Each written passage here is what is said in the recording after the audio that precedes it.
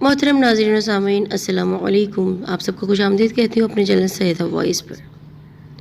आज ये कहानी आपके दिल को एक अजीब सी कैफियत में मुब्तला कर देगी।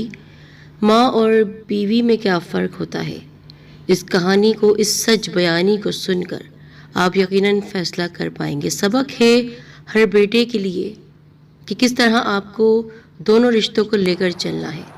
तो इससे पहले कि आप वीडियो को मुकम्मल देखें, पहले हमारे चैनल सईदा वॉइस को सब्सक्राइब कर दें और उसके साथ ही बेल को ज़रूर प्रेस करें, जिससे आपके पास हमारी अपलोड की जाने वाली वीडियोस की अपडेट्स पहुंचती रहें। मगरिब की अजान हुई तो सादका बेगम की नज़रें बेख्तियार घड़ी की तरफ उठ गई। 6:45 बज रहे थे और मोहसिन अब तक नहीं आया था। सादका बेगम दरवाजे से कान लगाए बैठी थी, लेकिन जिस मखसूस आवाज़ का उन्हें इंतज़ार था, यानी बेटे की मोटर बाइक का, उसकी आवाज़ का इंतज़ार था, वो अब तक नहीं पहुंची थी। उनकी समाज से दूर थी वो आवाज़। मगरिब की नमाज का वक्त निकला जा रहा था। उन्होंने वज़ू किया और नमाज़ पढ़ने खड़ी हो गई। परेशानी के बाइस दिमाग में उल्टे सीधे ख़यालात आ रहे थे, इसलिए नमाज भी बड़ी मुश्किल से अदा की। सलाम फेर कर उन्होंने दुआ के लिए हाथ उठाए थे कि गेट खुलने की आवाज़ आई तो उन्हें यूँ लगा जैसे वो तपती धूप में कड़ी मुसाफत तय करके किसी शजर, किसी पेड़ के साए में आ खड़ी हों। उनके पूरे वजूद में इत्मीनान की लहर दौड़ रही। मोहसिन ने दीवार के साथ बाइक खड़ी की और गुनगुनाता हुआ माँ की तरफ बढ़ा। इतनी देर में सादका बेगम दुआ से फारिग हो चुकी थी। मोहसिन ने सलाम किया। अस्सलाम वालेकुम अम्मी, कैसी हैं आप? तो वो मसनूई खफगी से बोलने लगी, कहाँ रह गए थे बेटा? अगर देर से घर आना ही था तो कम से कम एक फ़ोन ही कर देते। मोहसिन ने चौंक कर हाथ पर बंधी घड़ी पर नज़र डाली तो उसके चेहरे पर शर्मिंदगी के आसार नमूदार हो गए। शर्मिंदा होकर बोला, वाकई आज अम्मी बहुत देर हो गई। सॉरी अम्मी, मेरी वजह से आपको इंतज़ार की कोफ्त उठानी पड़ी। दरअसल वो एक दोस्त मिल गया था, उससे बातों में लग गया। अच्छा अम्मी, ले लूँगा मोबाइल, अब ज़रा जल्दी से मुझे चाय पिलवा दें, फिर मुझे आपसे लड़ना भी है। हैं? क्या कहा?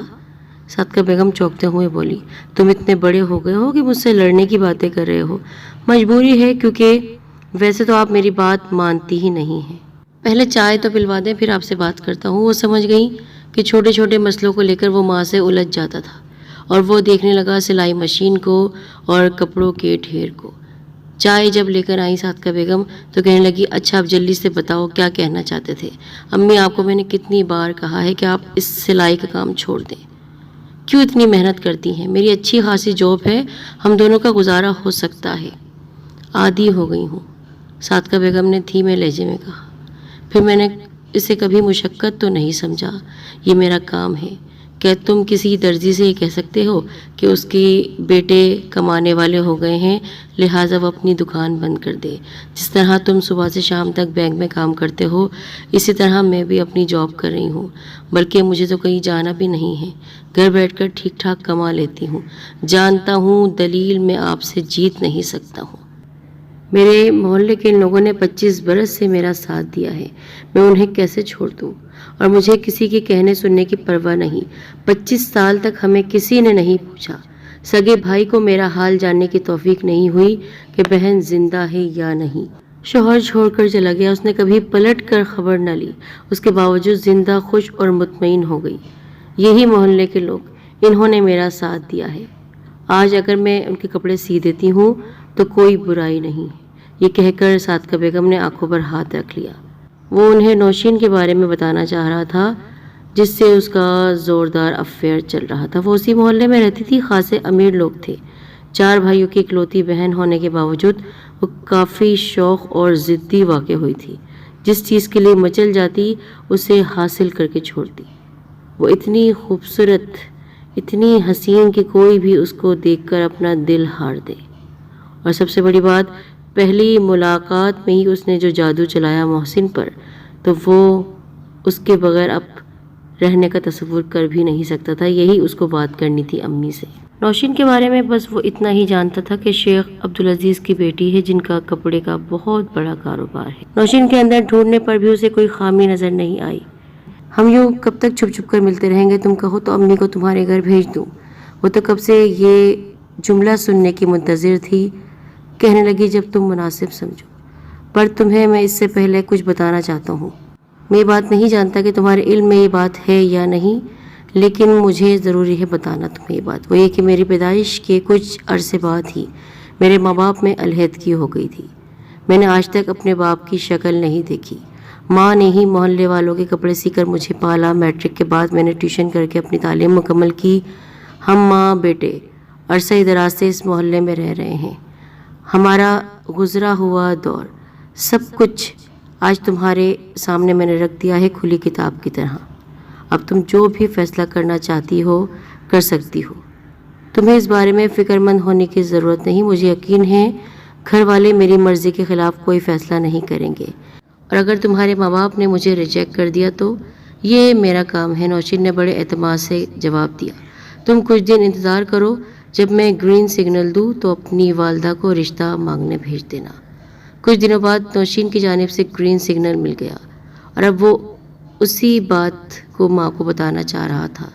نوشین کے لیے یہ مرحلہ آسان نہیں تھا۔ بھابھیوں اور ماں کے علاوہ گھر میں کسی نے بھی اس پروپوزل کو پسند نہیں کیا۔ باپ اور بھائی تو سنتے ہی ہتے سے اکھڑ گئے۔ انہیں محسن کی شخصیت، تعلیم، قابلیت اور ملازمت سے کوئی سروکار نہیں تھا۔ وہ محسن اور اس کی ماں کو برسوں سے جانتے تھے۔ اس کا پورا ماضی، گزرا ہوا دور ان کے سامنے تھا، پھر وہ آنکھوں دیکھی مکھی کیسے نکل سکتے تھے؟ انہوں نے فوراً ہی یہ رشتہ نامنظور کر دیا۔ نوشین کے بھائیوں کی رائے بھی ان سے مختلف نہ تھی۔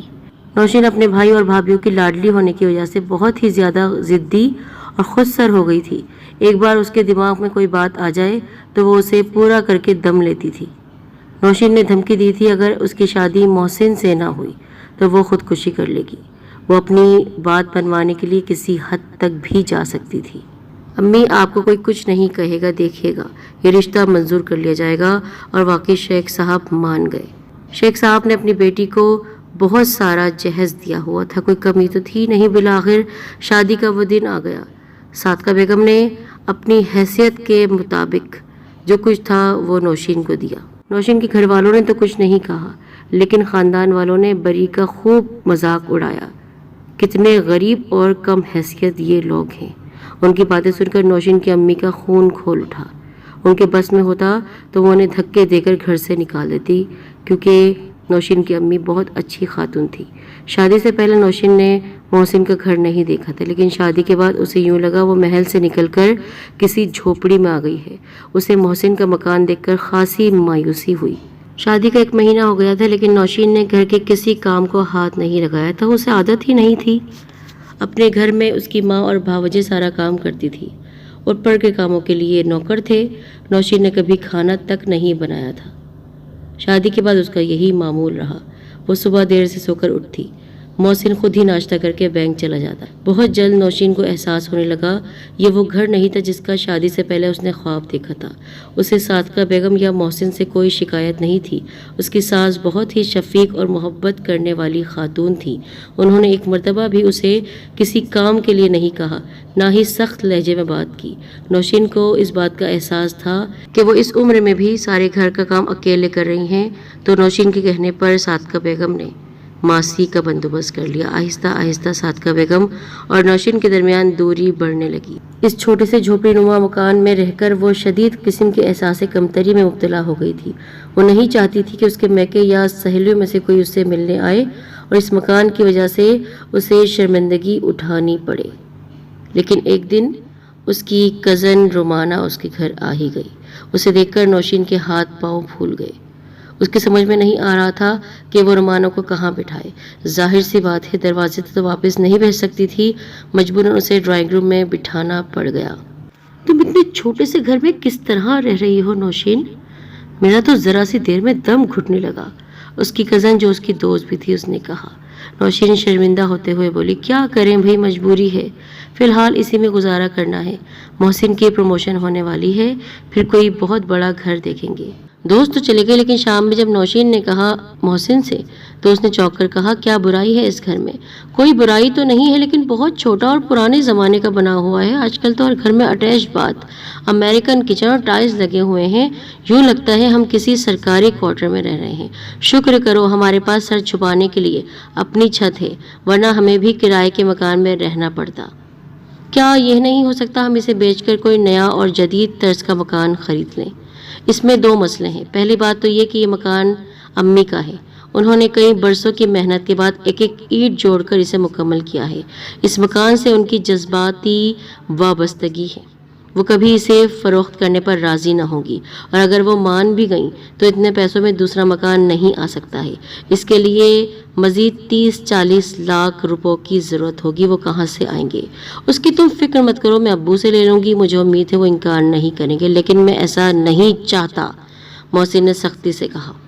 تمہیں یاد ہوگا میں نے رشتہ طے کرتے ہوئے اسی وقت کہا تھا کہ میرے نظر میں تمہارے باپ کی دولت کوئی حیثیت نہیں رکھتی ہے اور میں ان سے ایک پیسہ نہیں لوں گا۔ محسن کا سخت لہجہ دیکھ کر نوشین ڈر گئی۔ اس وقت تو اس نے بات بدل دی، لیکن دل میں اب اس کے آ چکا تھا۔ نوشین کو تو جیسے بہانہ ہاتھ آ گیا۔ وہ بڑی شدت سے مکان بدلنے کا مطالبہ کرنے لگی کیونکہ اب پروموشن ہو رہی تھی محسن کی۔ نوشین کو تو جیسے اب بہانہ ہاتھ آ گیا، وہ ضدی تھی، بڑی شدت سے مکان بدلنے کا مطالبہ کرنے لگی۔ جب صادقہ بیگم سے بات کی محسن نے تو انہوں نے مکان بیچنے سے صاف انکار کر دیا۔ تم لوگ جہاں جانا چاہتے ہو چلے جاؤ، میں اپنا گھر چھوڑ کر کہیں نہیں جاؤں گی۔ محسن کی سمجھ میں نہیں آ رہا تھا وہ کیا کرے۔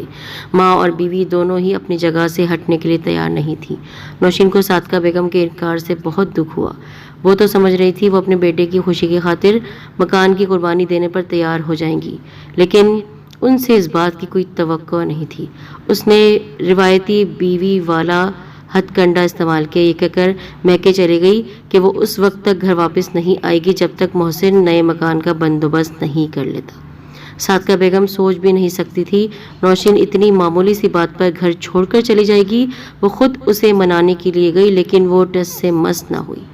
ادھر محسن سے نوشین کی جدائی برداشت نہیں ہو رہی تھی۔ ایک ہی ہفتے میں اس کی حالت دیوانوں جیسی ہو گئی۔ صادقہ بیگم کے لیے یہ صورتحال نہایت تشویشناک تھی۔ محسن کی حالت دیکھ کر ان کا دل بری طرح کڑ رہا تھا۔ وہ ان کا اکلوتا بیٹا تھا، اتنی محنت اور مشقت سے اسے پال پوس کر بڑا کیا تھا۔ اگر اسے خدا نخواستہ کچھ ہو گیا تو اس سے آگے سوچ نہیں سکتی تھی۔ ممکن نہیں تھا کہ ایک ماں ضد کرے بیٹے کے سامنے۔ انہوں نے الماری کھول کر مکان کی فائل نکالی اور محسن کو دیتے ہوئے بولی، میرے لیے تم سے بڑھ کر اس دنیا میں کچھ نہیں ہے بیٹا، تم پر ایسے 10 مکان قربان کر سکتی ہوں میں۔ تم کل ہی کسی ایجنٹ سے بات کر کے اسے بیچنے کا بندوبست کرو۔ ویسے بھی میرے بعد یہ مکان تمہارا ہی ہے، اس لیے جو فیصلہ کرنا چاہتے ہو وہ آج ہی ہو جائے تو اچھا ہے۔ نوشین کی خوشی میں بھی چاہتی ہوں۔ محسن پھٹی پھٹی آنکھوں سے انہیں دیکھتا رہا۔ اسے ماں اور بیوی کا فرق سمجھ میں آ گیا۔ اسی وقت فیصلہ کر لیا۔ پھر وہ نوشین کے گھر پہنچا اور سب کے سامنے اپنا فیصلہ سنا کر رکھ دیا، یہ رہے اس گھر کے کاغذات، اگر بیچنا چاہو تو بیچ لو، مگر یاد رکھنا میں تمہارے ساتھ تمہارے نئے گھر میں نہیں رہوں گا، اس لیے اتنے پیسوں میں بڑا گھر نہیں ملے گا، اور یقیناً تم باقی کی رقم پوری کرنے کے لیے اپنے ابو سے مانگو گی، اور میں اس بات کو پسند نہیں کروں گا، اس لیے اس گھر میں میں نہیں رہوں گا، تم رہو گی۔ نوشین کے ابا نے جیسے ہی محسن کے یہ جملے سنے اٹھ کر اسے گلے سے لگا لیا، کہنے لگے، بہت خوب، اسے کہتے ہیں خودداری، مجھے تم پر فخر ہے، میرا داماد اتنا خوددار ہے، اس لیے میرا فیصلہ بھی یہی ہے۔ نوشین اب تمہاری امانت ہے، تمہاری بیوی ہے، اس کا گھر یہ نہیں تمہارا اور تمہاری ماں کا گھر ہے۔ نوشین جب یہاں میکے آئی تھی روٹ کر تم سے، تو میں نے اسی وقت اپنی جائیداد تقسیم کر دی تھی۔ نوشین کا حصہ اسے تبھی ملے گا جب وہ اپنے گھر جائے گی، اور اس کا گھر وہی ہوگا جہاں پر تم اور تمہاری ماں رہیں گے۔ اپنی بات ختم کر کے انہوں نے بیٹی پر نظر ڈالی۔ نوشین رو رہی تھی، پھر شوہر کے سامنے جا کھڑی ہوئی بولی، چلے مجھے سمجھ آ گئی ہے، اپنا گھر صرف شوہر کا ہوتا ہے، اب نہ میں اس مکان میں رہوں گی نہ آپ کے گھر کو بیچنے کی بات کروں گی، وہی گھر جو آپ کی ماں کا ہے، ان کی محنت اور ان کی محبت کا گھر ہے، اسی گھر میں ہم دونوں میاں بیوی ان کے بچے بن کے رہیں گے۔ باپ نے مسکرا کر کہا، یہ ہوئی نا عقل مندی، تمہیں اسی گھر کو جنت بنانا ہے، اس گھر میں رہ کر اس گھر کا نقشہ بدل دینا ہے۔ اس گھر میں اپنے میکے میں اس وقت ہی آؤگی جب کوئی تقریب ہوگی، اب تم جا سکتی ہو۔ نوشین نے محسن کو اشارہ کیا اور دونوں اٹھ کر باہر چلے گئے۔ وہاں پر صادقہ بیگم جیسے ہی بہو بیٹے کو گھر آتا ہوا دیکھا فوراً سینے سے لگا لیا۔ محترم ناظرین و سامعین،